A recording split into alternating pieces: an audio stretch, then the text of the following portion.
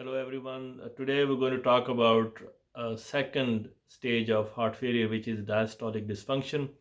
As I mentioned before, there are two types of heart failure. One is where there is the muscle of the heart does not pump very well, and the function of the heart reduces from 55 to 60% to maybe 25 to 30%, and that can lead to symptoms of like shortness of breath, fatigue, swelling in the lower extremities, tiredness, and many other symptoms. But the second most important part of heart failure is when the heart does not relax very well. It's called diastolic dysfunction. In that, overall, the wall of the heart is actually normal, but sometimes supernormal. That means it's actually thicker than the normal heart, and that leads to the problem with relaxation of the heart muscle itself. In effect, that leads to this lagging of blood in the lungs, which actually comes from the part of the pulmonary veins. As you know, there is no valves between the pulmonary veins and this chamber of the heart, which is the left atrium itself. So that leads to blood actually getting stagnated in the lungs, and that gives you the shortness of breath in a very simple way, a simple explanation. So, what causes diastolic dysfunction? The number one cause for diastolic dysfunction is obviously anything which makes the heart thick. That would mean high blood pressure is the number one reason for diastolic heart function or relaxation problem of the heart. Then you have a coronary artery disease. Diabetes indirectly can cause the same thing. In elderly, the number one cause is itself is the age.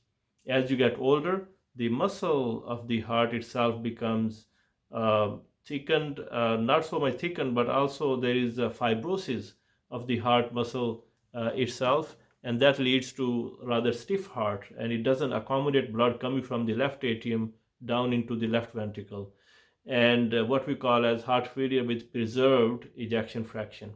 In that case, you can see the heart cavity, actually the size is normal, but it doesn't accommodate the blood coming from the left atrium, and that leads to the blood kind of going upstreams and leading to shortness of breath.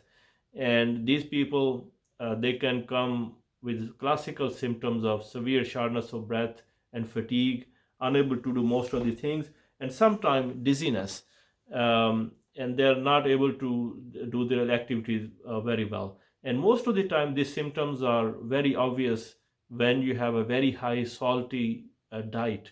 For example, you went for a Chinese food, not to blame Chinese food for everything, but certainly the food which has a lot of salt will lead to accumulation of fluid in the body, and ultimately a sense of shortness of breath, having feeling of fullness, and that is actually a very classical symptoms.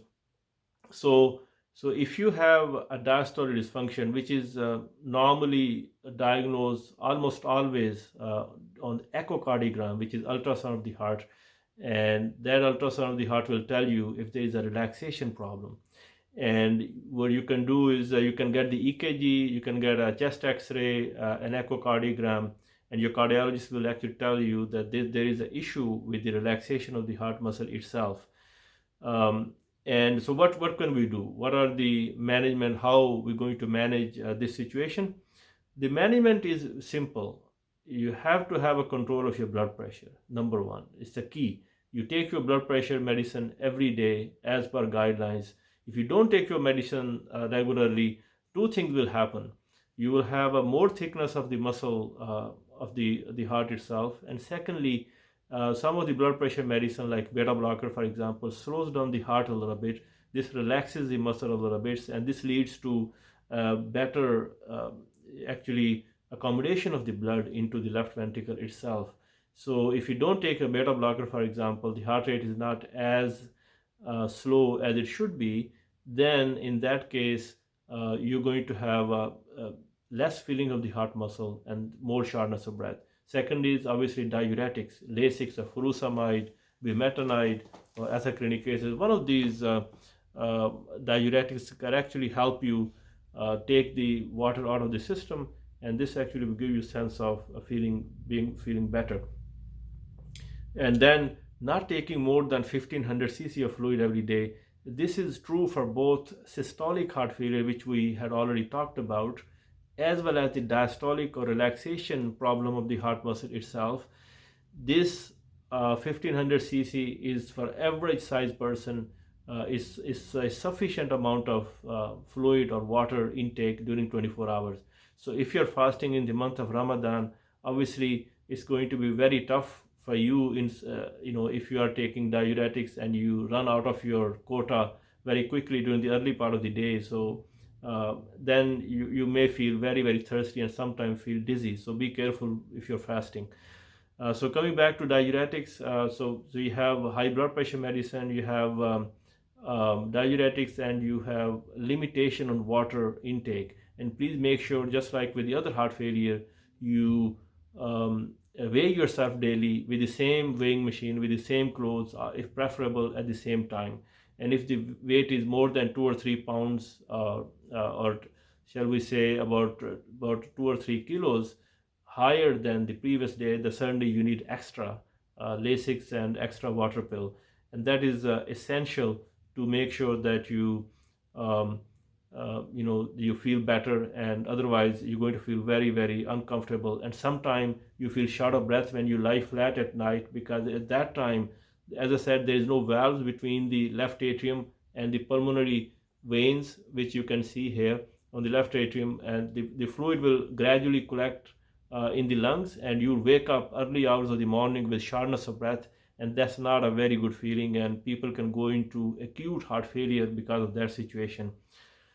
And then one of the other problem is that if you keep on having a more pressure in the left atrium, ultimately you will end up with what we call as a dilatation of the left atrium itself, and many arrhythmias, including atrial fibrillation, will be more common.